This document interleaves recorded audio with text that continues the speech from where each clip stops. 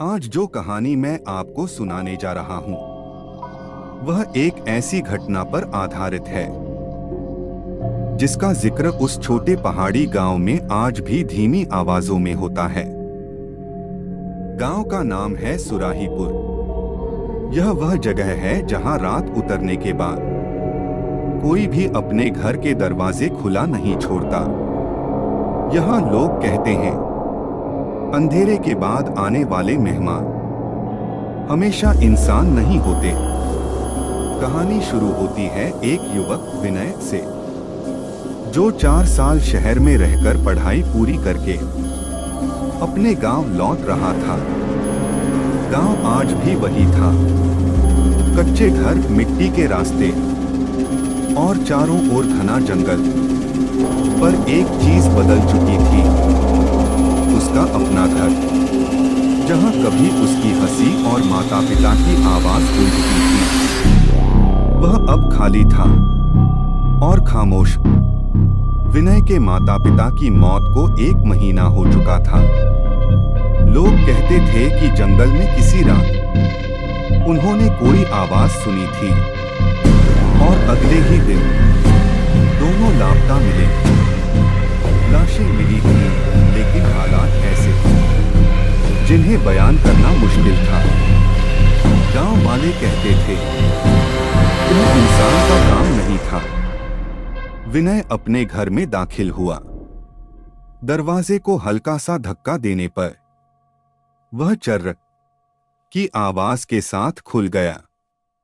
अंदर वही पुराना कमरा, पर हवा में एक ऐसी ठंडक थी जिसे उसने पहले कभी महसूस नहीं किया था, जैसे कमरे में कोई सांसें ले रहा हो। विनय ने गहरी सांस भरी और घर में पड़े पुराने सामान को देखने लगा।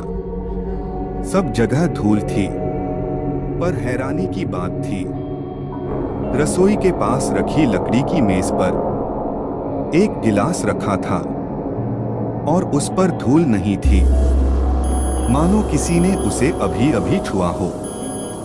धीरे धीरे शाम होने लगी और गांव में हमेशा की तरह सूरज ढलते ही सन्नाटा फैल गया। लोग अपने अपने घरों के दरवाजे बंद करने लगे। विनय ने सोचा कि शायद ये सब गांव की पुरानी बातें होंगी, लेकिन रात के पहले घंटे में ही उसे घर में कुछ गड़बड़ महसूस होने लगी। दीवारों पर टंगी पुरानी फोटो हल्की सी हिलने लगी। हवा का झोंका कहीं से भी अंदर नहीं आ रहा था। फिर भी कमरा जैसे किसी अनदेखी हरकत से कांप रहा था। रात के करीब 1:14 हुए होंगे जब पहली बार विनय ने वो आवाज सुनी। कोई दरवाजे के बाहर खड़ा था। धीमे, बहुत धीमे दरवाजे पर खटखट हुई। ऐसी आवाज जिसमें जल्दी नहीं थी, बेचैनी नहीं थी, बस एक अजीब सी खामोशी थी जो डर की नसों में उतर जाती है। विनय ने सोचा शायद कोई गांव वाला होगा जो हालचाल पूछने आया हो। वह दरवाजे के पास गया, लेकिन जैसे ही वह पास पहुंचा, बाहर से एक और खटखट हुई, इस बार थोड़ी जोर से। विनय ने पूछना चाहा, कौन है? पर उसके होंठ खुले ही थे कि अचानक सारी आवाजें बंद हो गईं। बाहर बिल्कुल सन्नाटा छा गया। उसने धीरे धीरे दरवाजा खोला। बाहर कोई नहीं था, सिर्फ ठंडी हवा और दूर जंगल की काली छायाएं। वह वापस कमरे में लौटा और खुद को समझाने लगा कि यह थकान की वजह से हुआ होगा। लेकिन रात अभी खत्म नहीं हुई थी। करीब 1:29 पर उसे दोबारा वही आवाज सुनाई दी। इस बार खिड़की के पास से धीमे कदमों की आहट, जैसे कोई घर की दीवारों को बहुत धीरे धीरे टटोलता हुआ। चारों ओर घूम रहा हो। विनय का दिल डर से तेज धड़कने लगा, पर उसने हिम्मत जुटाई और खिड़की के पास जाकर बाहर झांकने की कोशिश की। अंधेरा, सिर्फ अंधेरा, पर हर अंधेरे में कुछ न कुछ छुपा होता है। और विनय ने इस बात को ठीक उसी क्षण महसूस किया जब उसे लगा कि दो काली आकृतिमय आंखें खिड़की के ठीक दूसरी ओर उसकी ओर देख रही थीं। जैसे ही वह पीछे हटा, आंखें गायब हो गईं। उसका पूरा शरीर कांप रहा था, लेकिन अभी असली डर बाकी था। रात के ठीक 2 बजे घर की सबसे पुरानी लकड़ी की खिड़की धीरे से अपने आप खुल गई। विनय डरते डरते उसकी ओर बढ़ा और फिर उसे एक अजीब चीज दिखी। खिड़की की दहलीज पर एक गीला पैर का निशान, नंगे पैर का, पर पैर आदमी का नहीं था। लंबी उंगलियां, मुड़ी हुई हड्डियां और गीलापन ऐसा जैसे कोई शायद बारिश में भीगा हुआ अभी अभी खिड़की तक आया हो। विनय धीरे धीरे पीछे हटने लगा, लेकिन तभी घर की छत पर कुछ भारी चीज टूटने की आवाज आई। हल्की नहीं, तेज, भारी और तेज रफ्तार वाली, जैसे कोई था जो छत पर दौड़ रहा था। विनय का गला सूख गया। उसने दरवाजा बंद करने की कोशिश की, पर अचानक एक जोरदार थाप दरवाजे पर, और फिर दूसरी, और फिर तीसरी। हर थाप पिछली से ज्यादा ताकतवर। दरवाजा ऐसे हिल रहा था जैसे कोई टूटेगा अभी। वह घबराकर कमरे के कोने में जा बैठा। घर की हर चीज जैसे किसी अदृश्य ताकत से हिलने लगी। दीवारें, खिड़कियां, लकड़ी की चौखट, सब कांपने लगी। फिर अचानक सब शांत। पूरी रात जैसे किसी ने एक पल में थाम दी हो।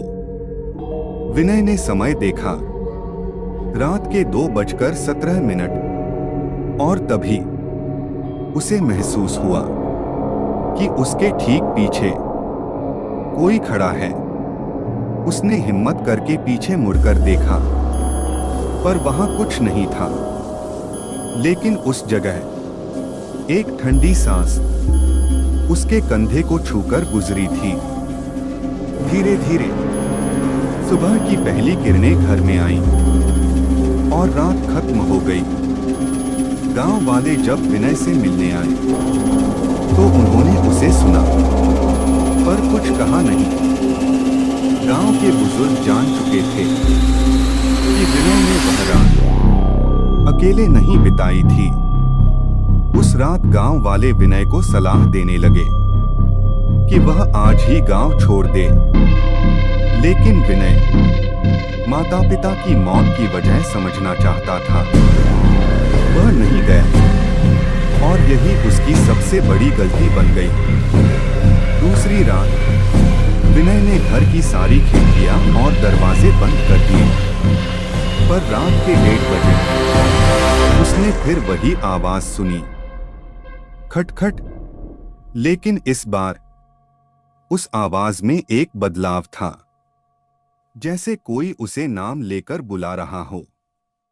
धीमी, टूटी, कई परतों वाली आवाज, जिसमें एक डरावनी मुस्कान छिपी थी। कह रही थी, विनय, दरवाजा खोलो। विनय का खून जम गया। वह डर के मारे हिल भी नहीं पाया। अचानक घर की हर खिड़की एक साथ खुल गई।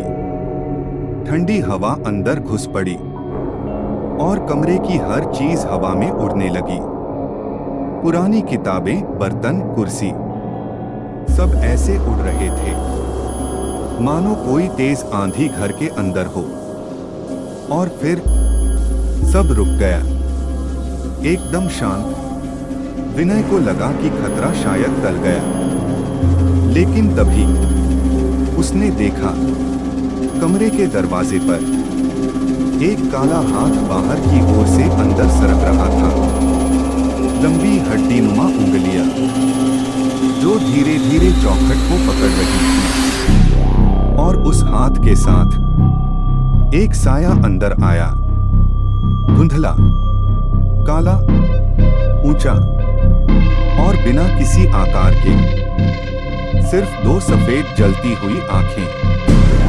वह विनय की ओर बढ़ा और कमरे की दीवारों पर गहरी खरोंचें पड़ती गईं।